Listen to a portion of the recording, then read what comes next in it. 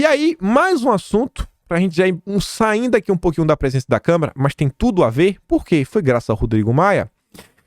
O Maia indicou deputada do PCdoB, Partido Comunista do Brasil, para coordenar grupo que vai acompanhar o leilão do 5G. Aí você vê, ó, Maia não só criou um grupo para acompanhar o leilão, como indicou uma deputada do PCdoB como coordenadora. Além dela, outros 3 deputados da Frente Parlamentar Brasil.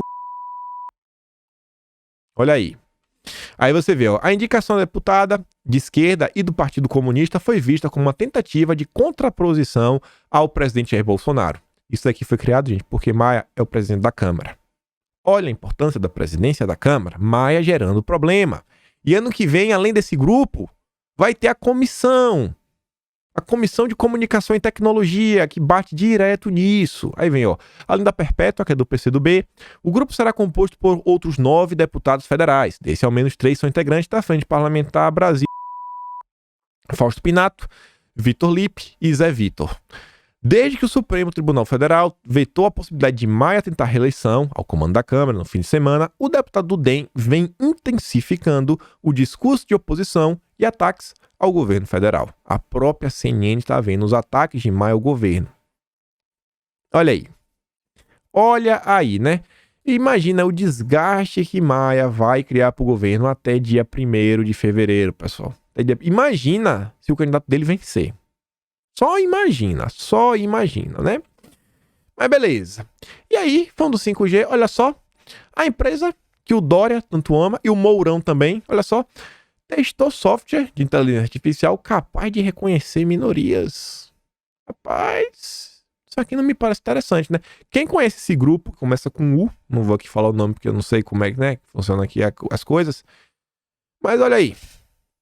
Mourão agradece, hein? Mourão agradece porque o que importa é que é barato. E falando no Mourão, isso é uma matéria ontem que eu achei interessante. Falou o seguinte, ó.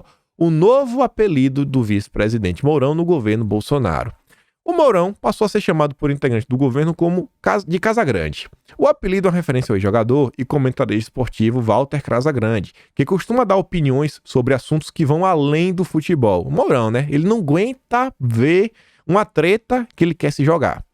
Auxiliares de Bolsonaro têm criticado o vice-presidente pelo excesso de comentários sobre temas que não são de sua seara e ele acredita que ele se manterá nessa toada, apesar de estar ciente do incômodo do presidente com suas falas.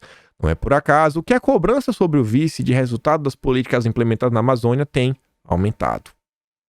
Mourão, olha a tua vida, Mourão. E aí, falando desse pessoal, Mourão, né, que é militar e os militares, teve um fato ontem que eu achei intrigante. Quero mostrar aqui para vocês. Felipe Martins, que é assessor especial do presidente, tá ligado à ala mais conservadora no governo. Ele compartilhou essa mensagem aqui do Pedro L. Gonzalez, que compartilha aí o US SOCOM, deve ser mais ou menos assim, né? Que fala o seguinte, ó. O Pedro fala, como eu tenho dito, sabe? Os militares não são uma instituição conservadora, são um reflexo do regime e do regime americano e da classe dominante. Como a classe dominante pensa, eles meio que irão refletir.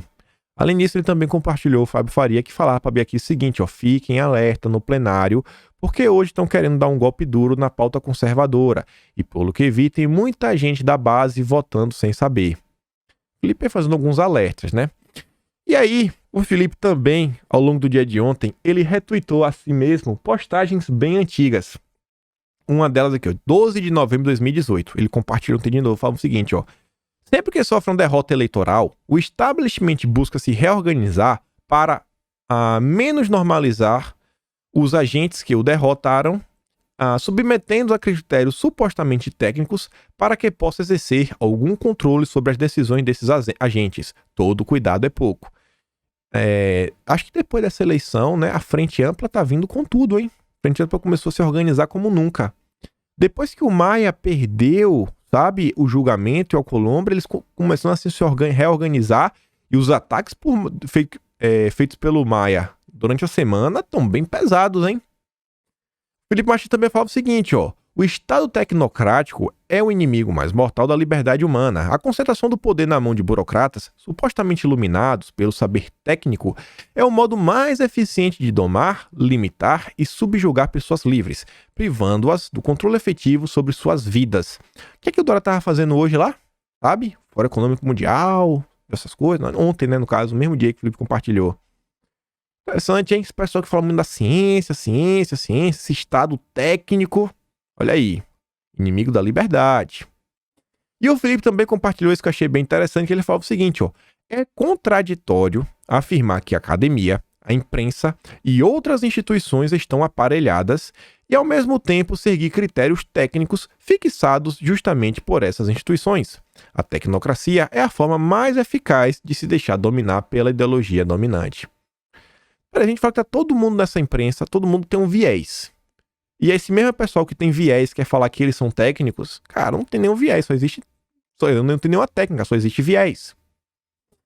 E aí, como ele tinha colocado no negócio dos militares também, saiu essa matéria que eu olhei assim, eu falei, cara, isso aqui tá ficando interessante, viu? Tá todo mundo aí bem desgostoso com o Ramos, todos os jornais aí falando que o Ramos tá ensaiando uma dança das cadeiras, inclusive vocês viram que tem muita gente no governo relativamente satisfeita com o Ramos, inclusive o Marcelo Álvaro, ex-ministro do Turismo, que saiu, ainda que ele tenha diversos problemas, vocês viram lá que ele, cara, desceu o sarrafo no Ramos, né? Deixou muita gente aí, cara, assim, rapaz, o que o Ramos fez dessa vez?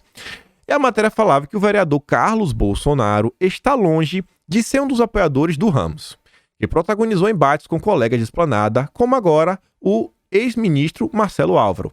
Há pouco mais de um mês, o Ramos foi chamado de Maria Fofoca pelo Ricardo Salles, esse deve lembrar, por causa de uma nota publicada nesta coluna. Carluxo fez pouco caso da amizade do pai com o general.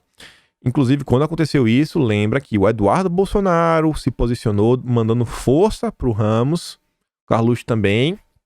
E você vê aqui, ó, o filho 02 de Bolsonaro, no caso o Carluxo, afirmou ao integrante do governo que, embora Ramos exalte a amizade de 40 anos com Bolsonaro, só ouviu falar do general quando ele passou a entregar o governo.